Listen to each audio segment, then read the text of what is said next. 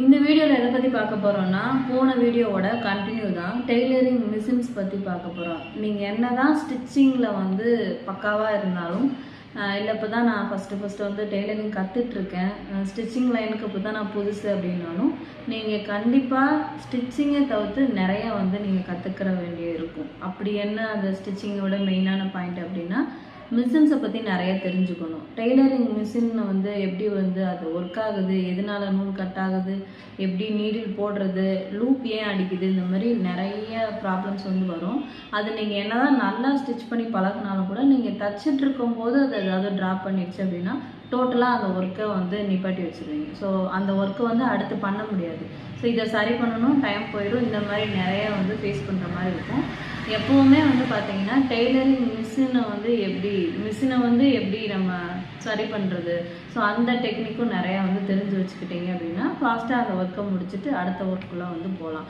So எனக்கு அதிகமாக வந்த கேள்வி வந்து மிஷின் சம்மந்தப்பட்டது. அந்த மிஷினை எப்படி சரி பண்ணலாம், இந்த மாதிரி வந்துச்சுன்னா அதை என்ன பண்ணலாம், இந்த மாதிரியான கொஸ்டின் வந்து நிறையா வந்துச்சு. ஸ்டார்டிங்கில் நானும் இதை நிறையா ஃபேஸ் பண்ணியிருக்கேன். ஸோ டெய்லரிங் படிக்கிறத விட ஸ்டிச்சிங் பழகிறத விட மிஷின்ஸை எப்படி வந்து ஹேண்டில் பண்ணுறது அப்படிங்கிறது ரொம்பவே இம்பார்ட்டண்ட்டாக இருக்கும். டெய்லரிங் ஃபீல்ட் இருக்குது, அது சம்மந்தப்பட்டு இன்றைக்கி பார்க்கலாம். ஃபஸ்ட்டு வந்து ஒரு மிஷினை வந்து எப்படி சூஸ் பண்ணணும்.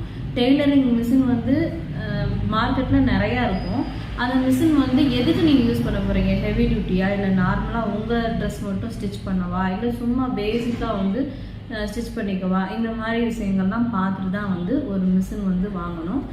மிஷின் வாங்கும்போது கண்டிப்பாக நீங்கள் வந்து நல்லா டெய்லரிங் ஒர்க் தெரிஞ்சவங்க ஆல்ரெடி ஃபீல்டில் இருக்கிறவங்கள கூப்பிட்டு போய் வாங்குங்க. இப்போ நீங்களாக தனியாக போய் வாங்கினீங்கன்னா அங்கே இருக்கவங்க கண்டிப்பாக சஜஸ்ட் பண்ணுவாங்க எதுக்கு வாங்க போகிறீங்க என்னன்னு. இருந்தாலும் உங்களுக்கு கொஞ்சம் மிஷின்ஸ் பற்றிலாம் அவ்வளவோ நாலேஜ் கிடையாது அப்படின்னா நீங்கள் அந்த ஃபீல்டில் இருக்கிறவங்க யார் கூடயாவது சேர்ந்து போய் வாங்குங்க. இல்லைன்னா ஒரு ட்ரையல் ஒரு 4-5 கடை கூட போய் அந்த மிஷின்ஸை பற்றி என்னதான் சொல்கிறாங்க அப்படிங்கிறத தெரிஞ்சு வச்சுட்டு வாங்க. ஃபஸ்ட்டு எதுக்கு வாங்க போகிறேன் அப்படிங்கிறத தெரிஞ்சுக்குங்க. அப்புறம் என்ன மிஷின் வாங்கலாம் வாங்கக்கூடாது, எது பெஸ்ட்டு அப்படிங்கிறத வந்து சூஸ் பண்ணுங்க. அடுத்து வந்து ஹேண்டில் பண்ணுறது.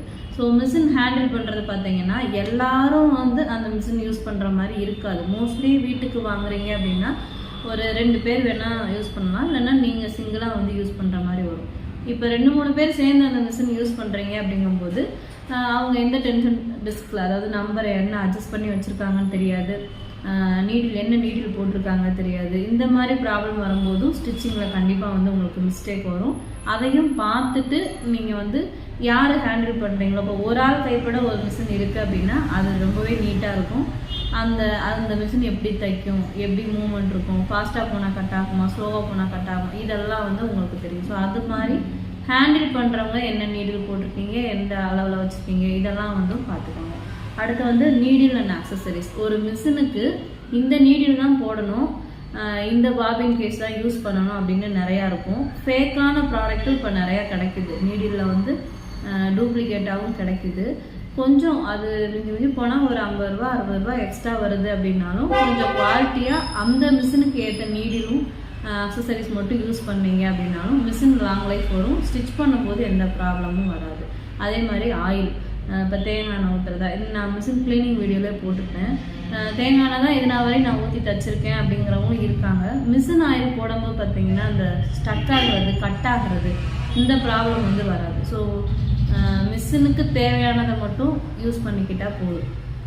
அடுத்து வந்து இப்போ நீங்கள் வந்து தைக்க போகிறீங்க, இப்போ தான் நான் ஸ்டிச் பண்ண போகிறேன் அப்படின்னா டைரெக்டாக எடுத்தோன்னே அவசரத்தில் வேறு துணியை வச்சு தைச்சி கொண்டு போயிடக்கூடாது. செக் பண்ணணும். ஃபஸ்ட்டு வந்து நீங்கள் 1 வீக் ஒரு தடவை ஆயில் வந்து ஊற்றிருக்கீங்களா, செகண்ட் வந்து அதில் டஸ்ட் இருக்கா, அது வந்து க்ளீனாக இருக்கா, நீடில் கரெக்டாக இருக்கா, இதெல்லாம் ஒரு செக் பண்ணிவிட்டு த்ரெட்டன் மாட்டிட்டு ஏதாவது ஒரு வேஸ்ட் கிளாத்தில் செக் பண்ணி பார்த்துட்டு அதுக்கப்புறம் தைக்க போனீங்க அப்படின்னாலும் ஸ்டிச்சிங் அப்போ எந்த ப்ராப்ளமும் வராது. அதையும் க்யூர் பண்ணிவிட்டு அடுத்த வேலைக்கு வந்து போகலாம். அடுத்து வந்து டஸ்ட்டு, அதாவது மிஷினோட க்ளீனிங். மிஷின் க்ளீனிங் அப்படிங்கிறது ரொம்ப மெயினானது.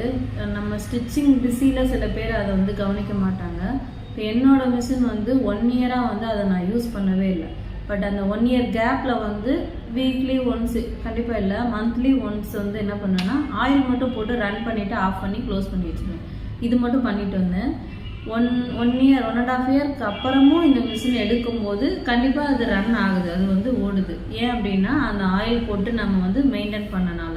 நீங்கள் ஸ்டிச்சிங்கே பண்ணலனாலும் பரவாயில்ல, ஆயில் அப்ளை பண்ணி வச்சிங்க அப்படின்னாலும் மிஷின் வந்து லாங் லைஃப் இருக்கும். மோஸ்ட்லி வந்து நூல் எப்படி மாட்டுறது, ஏன் லூப் வருது, இதுக்கான வீடியோ எல்லாமே நான் வந்து ஆல்ரெடி போட்டிருக்கேன்.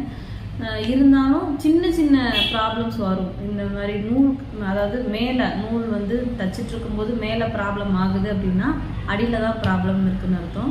இல்லை நீங்கள் தச்சிட்டு இருக்கும்போது அடி நூலில் ஏதாவது ப்ராப்ளம் ஆகுது அப்படின்னா மேலே நூல் மாட்டிக்கிறத ப்ராப்ளம் இருக்கும். இந்த மாதிரி சின்ன சின்ன டிப்ஸ் வந்து இருக்குது.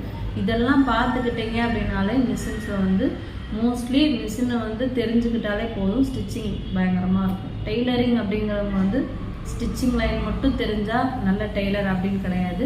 மிஷின்ஸை பற்றியும் நீங்கள் நிறையா தெரிஞ்சுக்கணும். இன்னும் வந்து தெரிஞ்சுக்கணும், இதை பற்றியும் எனக்கு தெரில, டெய்லரிங் தான் சொல்லி கொடுத்துருக்காங்க, மிஷின்ஸ் பற்றிலாம் யாரும் சொல்லி தரலன்னா நீங்கள் டெய்லரிங் எங்கே மிஷின் வாங்குறீங்களோ அவங்கக்கிட்டே நீங்கள் கேளுங்க. இப்போ சர்வீஸ் பண்ணுறாங்க இல்லையா, அவங்கக்கிட்டே நீங்கள் வந்து கேட்டிங்கன்னா அவங்க நிறைய டிப்ஸ் கொடுப்பாங்க. நான் எப்படி தெரிஞ்சுக்கிட்டேன்னா ஒரு சில விஷயம் நான் வீடியோ பார்த்தேன், ஒரு சில விஷயம் சர்வீஸ் பண்ணுறவங்ககிட்ட கேட்டால் அவங்களே சொல்லுவாங்க இதனால அந்த ப்ராப்ளம் வரும், நூல் கட் ஆகுறது இதனால வரும், இந்த மாதிரி நிறைய ப்ராப்ளம் நிறைய டிப்ஸ் வந்து அவங்களே கொடுப்பாங்க. ஸோ தெரியாததை மற்றவங்ககிட்ட கேட்டு தெரிஞ்சுக்கிறதுல தப்பு இல்லை. சர்வீஸ் பண்ணுற இடத்துலையும் கூட நீங்கள் தாராளமாக மிஷின்ஸ் பற்றி கேட்கலாம். அப்புறம் ஒரு மிஷின் வாங்குறீங்க அப்படிங்கும்போது அதோட வாரண்டின்னு ஒன்று இருக்கும். அதாவது வாரண்டி இருக்கும், 1 இயர் வாரண்டி இருக்கும். ஒரு 3 மந்த்ஸ் தான் ஆகுது, ஆனால் என் மிஷின் வந்து தைக்கலை, ஸ்டக் ஆகுது, இந்த மாதிரி நிறைய கம்ப்ளைண்ட் வந்து என்கிட்டையுமே சொல்லியிருக்கீங்க. 3 மாதம் ஆச்சு, 3 மாதத்துலேயே தைக்க மாட்டேங்குது. குட்டீஸ் இருந்தாலும் மிஷினை வந்து ஏதாவது நூல் விட்டுட்டு போயிடுவாங்க. அதையும் கவனமாக நீங்கள் பார்த்துக்கணும். யார் யார் எங்கே மிஸ்டேக் ஆகுது, எது மாறி இருக்கு, அதனால தான் செக் பண்ணிவிட்டு ஸ்டிச் பண்ண சொன்னேன். ஸோ ரொம்ப நேரம் பேசிட்டோம். இதுலேயும் ஏதாவது டவுட் இருக்குது, மிஷினை வந்து எப்படி மெயின்டைன் பண்ணுறது, ஹேண்டில் பண்ணுறதுன்னு நான் வீடியோ போட்டிருக்கேன். இருந்தாலும் இதுலேயும் டவுட் வரும். அப்படி வந்துச்சுன்னா கீழே கமெண்ட் பண்ணுங்கள். நெக்ஸ்ட் வீடியோவில் வந்து பார்க்கலாம். பாய்.